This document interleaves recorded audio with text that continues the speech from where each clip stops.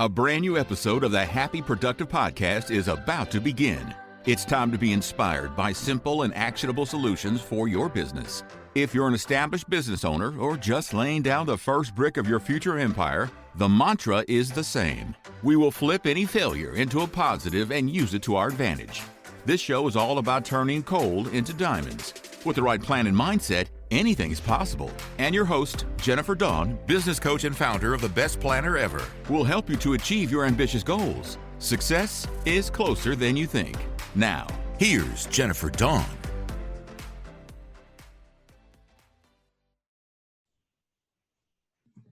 Hello, and welcome to Happy Productive, episode number 19. I'm Jennifer Dawn, a business coach and founder of The Best Planner Ever. The Happy Productive podcast is your go-to resource for learning how to bring awareness into your productivity, your goals, and your time management practices so you can set yourself up each day for as much love and happiness and joy as you can possibly handle. So today we're going to be tackling the topic of slacking off in your business. And this is a great topic. It actually was prompted from a coaching client who, during our coaching session, he said to me, Jennifer, I'm slacking off in my business. And here's the thing. This particular client is so not a slacker. Okay, he's not even close to a slacker. And so what was really happening with him was something completely different. And that's where I'd like to drill down and focus on today. So let's first talk about how to tell if you, in fact, are slacking off in your business. And so here are some signs to look for. If you find that you keep checking your phone, right? Checking the phone in between tasks, you might be slacking off a little bit. If you find yourself constantly browsing the internet or cruising social media, maybe you're actively instant messaging your friends or your colleagues via text or any kind of chat software. If you find that you're spending more time documenting or planning your tasks than actually completing them, maybe you find yourself taking excessive lunch breaks or excessive vacation days, you're getting into work late, you're leaving early. If those kinds of things are happening, yeah, it's probably a sign that you are slacking off. If your coworkers, or this could be your staff, it could be vendors, it might be clients, anybody that you're working with, if they have to remind you to get things done, that's also probably a sure sign. So if any of these are happening, it could be an indicator that, yeah, you probably are slacking off. And if you're slacking off, it almost certainly is hurting your productivity.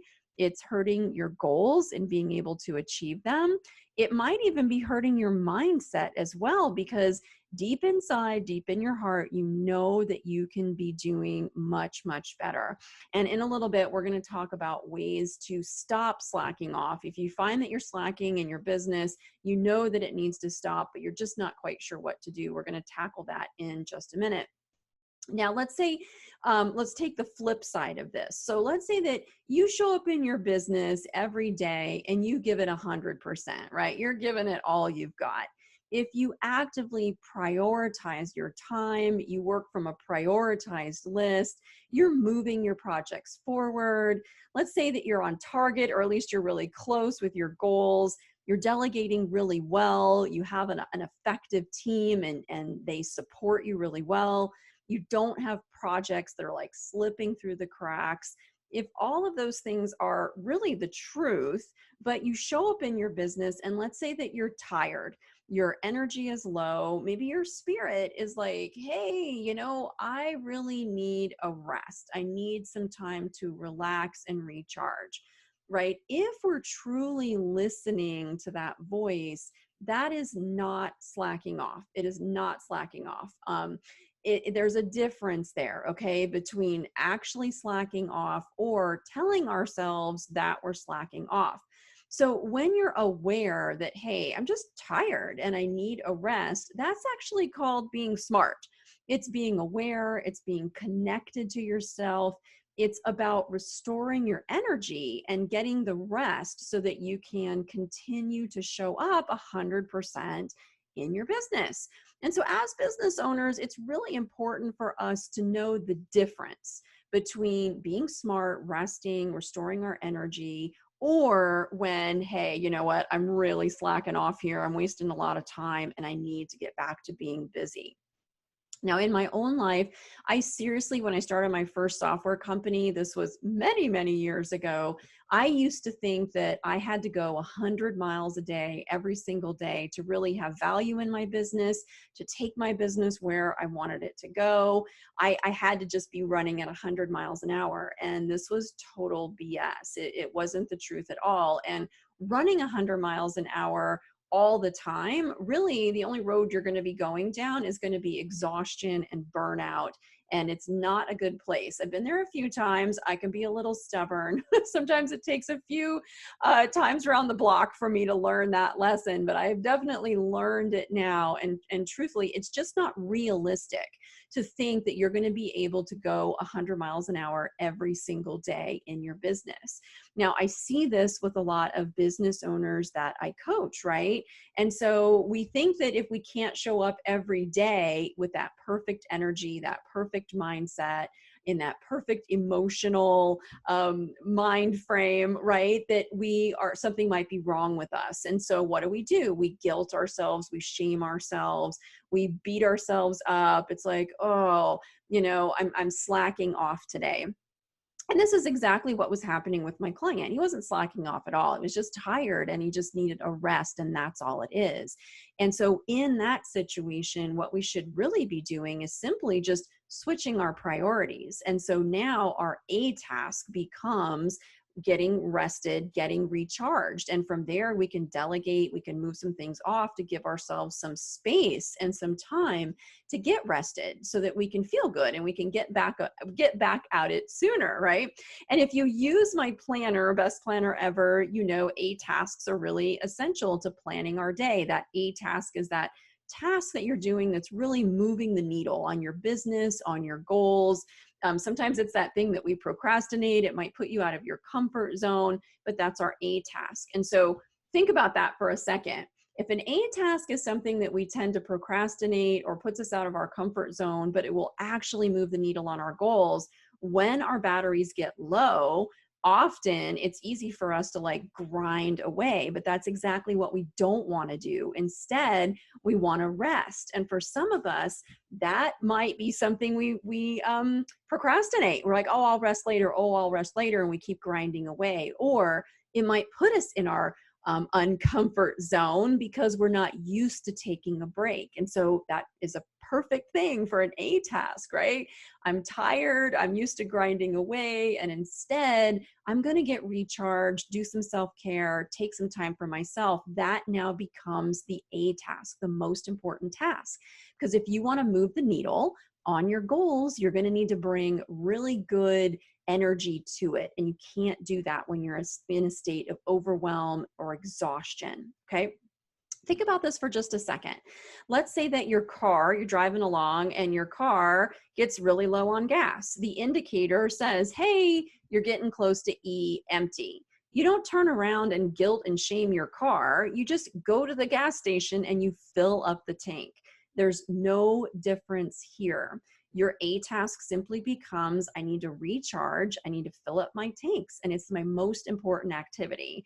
Otherwise, we're going to really run out of gas, right? And be stuck on the side of the road, a place where nobody wants to be.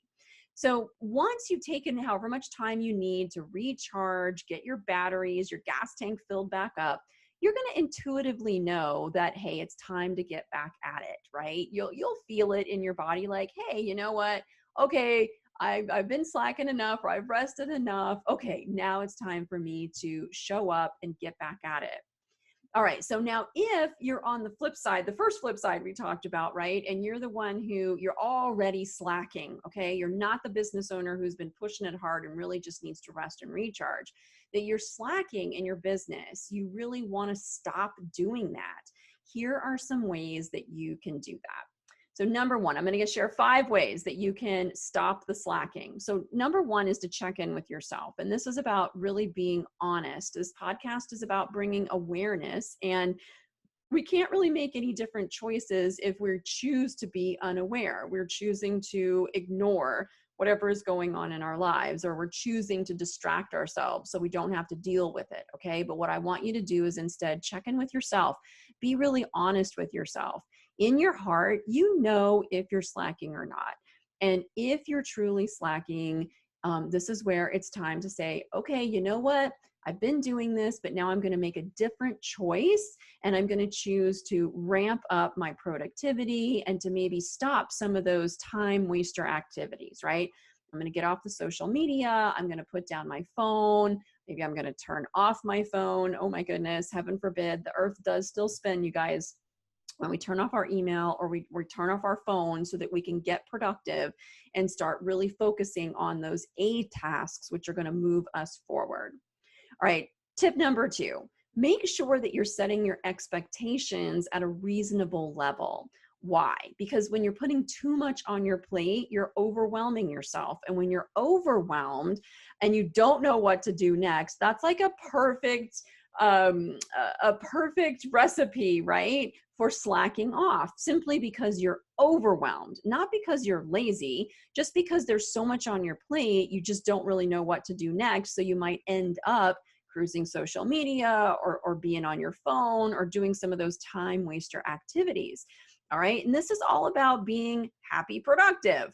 And that means having effective work-life balance, right? We want to pace ourselves. We want to have the exact right workload. So if you need to lower that bar, when you lower the bar, see how that helps with your overwhelm. And then hopefully you're going to, when that's at a reasonable level, you're going to be able to boom, stop the slacking and get back to work. Strategy number 3, delegate, right? Don't try and do everything yourself. If you're not good at delegating, that's okay. Just practice. Like anything else, we've got to practice delegating. Now, if you find that your team, anytime you send them things, they mess it up or they don't really do it well, now that's a little different issue, because often what will stop us from delegating is not trusting the person that we delegate to as to whether or not they can do the job. And if they can't really do the job to our expectations, we won't want to delegate. All right. So if you find yourself not delegating, either practice, if you're just not good at it, or you don't like asking people for help, let's start practicing that.